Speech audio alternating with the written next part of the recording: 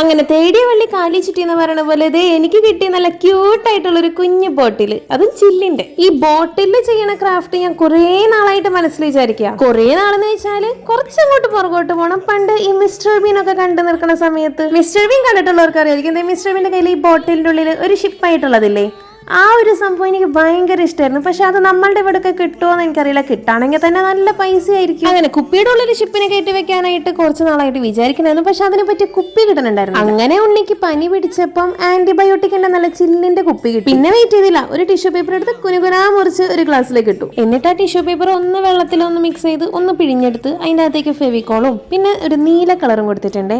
എന്നിട്ട് നന്നായി മിക്സ് ചെയ്തിട്ട് ആ ഒരു ബോട്ടിലിന്റെ ഉള്ളിലേക്ക് ഇതുപോലെ ഇട്ടു. ഇപ്പൊ എന്താ സാധനം മനസ്സിലുണ്ടാവും, തിരമാലയാണ് ഉദ്ദേശിച്ച പോലെയാണോ നിങ്ങൾ പറയണം. ഒന്നും കൂടെ റിയലിസ്റ്റിക് ആവാൻ വേണ്ടിയിട്ട് ഞാൻ കുറച്ച് വെള്ള കളർ കൊണ്ട് അവിടെ ഇവിടെ ഒന്ന് വരച്ചിട്ടിട്ടുണ്ട്. എന്നിട്ട് ഒരു അലൂമിനിയം ഫോയിൽ പേപ്പർ ഇങ്ങനെ ചുരുട്ടി കൂട്ടിയെടുത്തിട്ട് ഒരു ബോട്ടിന്റെ ഷേപ്പിലിട്ട് അതിനൊരു ബ്രൗൺ കളറും കൊടുത്ത്, പിന്നെ ബോട്ടിനൊക്കെ സൈഡിലെ റിങ് കണ്ടിട്ടില്ലേ, ആ ഒരു റിങ്ങും അലൂമിനിയം ഷീറ്റ് കൊണ്ട് തന്നെ ഒന്ന് ചുരുട്ടിയെടുത്തിട്ടുണ്ട്. എന്നിട്ട് അതിന് പെയിന്റ് കൊടുത്തു. ഇത് നോർമൽ ബോട്ടല്ല, പായ്ക്കപ്പലാണ്. സാധാരണ ഇങ്ങനെ കുപ്പിയുടെ ഉള്ളിലാക്കണ ബോട്ടൊക്കെ പായ്ക്കപ്പലാണല്ലോ. അതുകൊണ്ട് തന്നെ ഞാനൊരു വൈറ്റ് തുണി എടുത്തിട്ട് അതിന് 2 തോളയും തോളിച്ച് നമ്മുടെ ബഡ്സ് ഒന്ന് പകുതി കരിച്ച് മുറിച്ച് അതിൻ്റെ ഉള്ളിലേക്ക് കയറ്റി കൊടുത്ത് ഒട്ടിച്ച് വെച്ചിട്ടുണ്ടേ. കാണണ പോലെയല്ല, ഇത് ഓരോ സ്റ്റെപ്പും ചെയ്യാൻ നല്ല പണിയുണ്ട്. ഇനി നമ്മുടെ പായ്ക്കപ്പലിലൊക്കെ ഒരു കയറ് കെട്ടിട്ട് കണ്ടിട്ടില്ലേ, അതും കുറയ്ക്കണ്ടെന്ന് വെച്ച് ഒരു നൂലെടുത്തിട്ട് അതൊന്നും ഇങ്ങനെ കെട്ടി കൊടുത്തിട്ടുണ്ടേ. ഹോ, ഈ ഒരു കുഞ്ഞു ബോട്ട് ഉണ്ടാക്കാൻ എത്ര സമയം എടുത്തു. ബോട്ട് കാണാൻ എങ്ങനെയുണ്ടെന്ന് നിങ്ങൾ പറയണേ. ഇനിയാണ് അടുത്ത ടാസ്ക്. ഡാക്കിനൊക്കെ മായാവിനെ എന്ത് സിമ്പിൾ ആയിട്ടാ കുപ്പിയിൽ കയറ്റണേ, എന്നാ ബോട്ട് കയറ്റേണ്ട അത്ര എളുപ്പമൊന്നുമല്ല. ഇനിയിപ്പോ നിങ്ങൾ ഈ ബോട്ട് ഉണ്ടാക്കാൻ നിൽക്കുകയാണെങ്കിൽ ഇതേപോലെ ബഡ്സാ ഉപയോഗിക്കണ്ടേട്ടാ.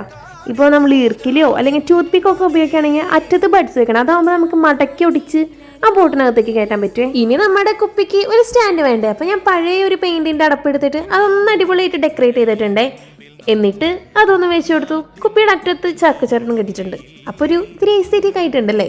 അപ്പൊ ഇതാണ് ഫൈനൽ ലുക്ക്. നിങ്ങൾക്ക് ഇഷ്ടപ്പെട്ടിട്ടുണ്ടെങ്കിൽ നിങ്ങളുടെ അഭിപ്രായം കമന്റ് ബോക്സിൽ അറിയിക്കണേ. അപ്പോൾ ഇഷ്ടപ്പെട്ടാൽ ലൈക്ക് ചെയ്യുക, പിന്നെ ചാനൽ ഒന്ന് സബ്സ്ക്രൈബ് ചെയ്ത് സപ്പോർട്ട് ചെയ്യണേ. അപ്പൊ പിന്നെ കാണാം. ബൈ.